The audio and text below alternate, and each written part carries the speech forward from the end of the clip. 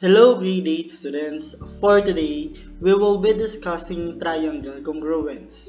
In today's lesson, you should be able to identify corresponding sides and angles of congruent triangles and accurately state the congruence statement.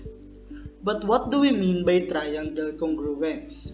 When we say triangle congruence, figures are congruent if all pairs of corresponding sides and angles are congruent. If triangles are congruent, then the vertices of two triangles correspond in the same order as the letters naming the triangles. The correspondence among vertices can be used to name corresponding congruent sides and angles of two triangles. Two triangles are congruent if and only if their corresponding parts are congruent. Now, in identifying triangle congruence, we must look for the corresponding sides and corresponding angles of the two triangles. So let's find the corresponding sides and angle of these two triangles on our slide. So we know that AB is congruent to side DE, side BC is congruent to side EF, and side CA is congruent to side FD. We can also say that angle A is congruent to angle B, angle B is congruent to angle E, and angle C is congruent to angle F. This is our corresponding sides and angles of the two triangles. So in writing the triangle congruence statement, we must say that triangle ABC is congruent to triangle DEF. But how do we properly write triangle congruence statement? So the first thing that we need to do is to determine first our corresponding angles. So in this given figure, we know that angle A corresponds to angle C, angle B corresponds to angle D, and angle D corresponds to angle B. So this is the triangle congruence statement. So we write triangle ABD is congruent to triangle CDB. As you can see, the letters in our first triangle corresponds to the angles on our second triangle. Another example, we know that angle R corresponds to angle X, angle S corresponds to angle Y, and angle T corresponds to angle Z. Therefore, we can say that triangle RST is congruent to triangle XYZ. Now, let's apply these concepts on our word problems. Given that triangle SKY is congruent to triangle MOM, SK is equal to 2x minus 4 cm, OM is 3x cm, and MO is x plus 8 cm. What are the measures of side SK and KY? So the first thing that we need to do is to draw an illustration having the triangle SKY and triangle MON. So here we know that SK is congruent to MO because they are corresponding sides, and we know that corresponding sides are congruent. So we can say that 2x minus 4 is equal to x plus 8. By combining like terms, so we will have 2x minus x equals 8 plus 4. And when we simplify this one, we have x is equal to 12. Therefore, the value of x is 12. Now, we are not just looking for the value of x. We are looking for the value of SK and KY. So to find for the value of SK, we just simply substitute 12 on the value of x.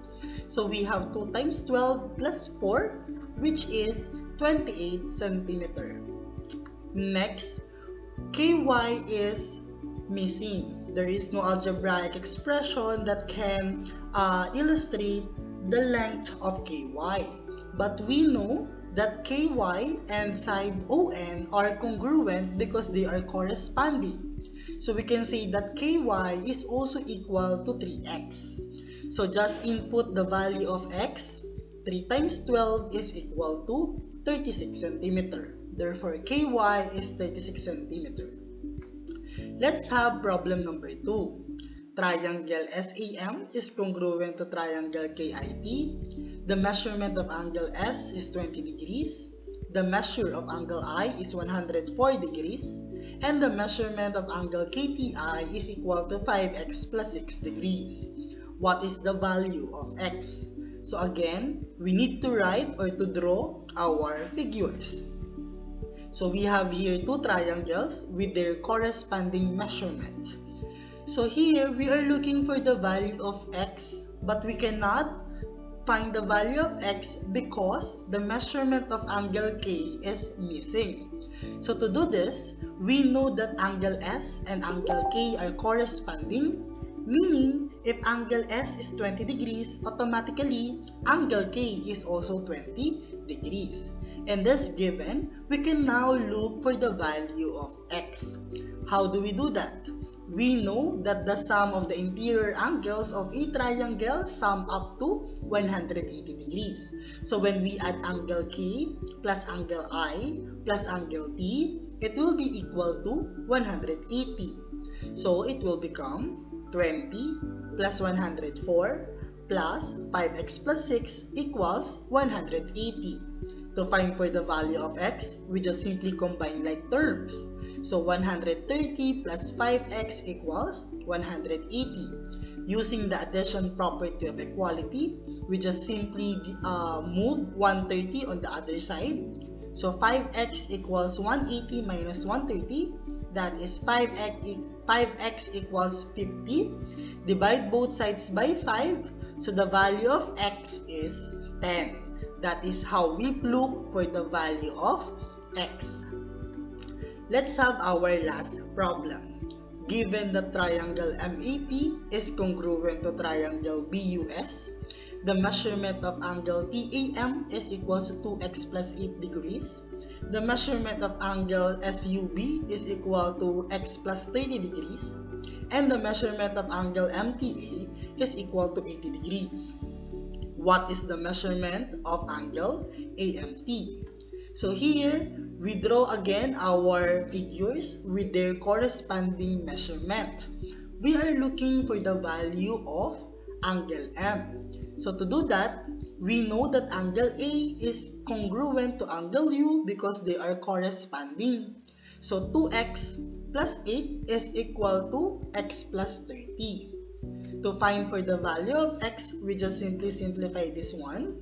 So x is equal to 22. So the value here of x is 22. But we are not looking for the value of x. We are looking for the measurement of angle M. How can we do that? So after finding for the value of x, we need to substitute it to the value of angle A. So we know that angle A is equal to 2x plus 8.